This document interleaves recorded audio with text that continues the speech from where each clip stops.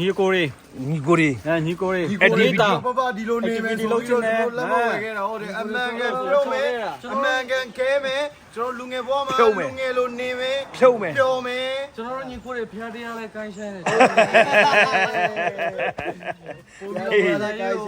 ဘာသာရေး အခုဆိုရင်ကျွန်တော်တို့ကဘာလို့မှလဲဆိုတော့ဝီတော့ပြီးတော့ဝိပဿနာတရားကိုလည်းကျွန်တော်တို့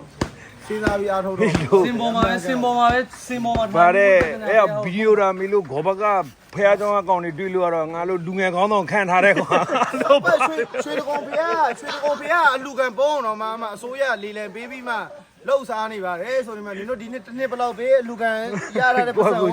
ဒီနေ့တင်တာအောင်ထားတဲ့ကောင်ယူဆိုပြီးမှရှာနေတော့ကျွန်တော်ဒီလိုပြောတာနဲ့ဘောဘကဘာဖြစ်မှာလဲ no 2016လောက်ပဲ ကိုရာထူပေးတာလူငယ်ကောင်းဆောင်နဲ့မေလို့ကိုလုံးခေါ်လာပြီးတော့မေလို့နှညတော့မသိပဲမေလို့ပစ္စည်းတွေပဲလိမ့်ပေးပြီး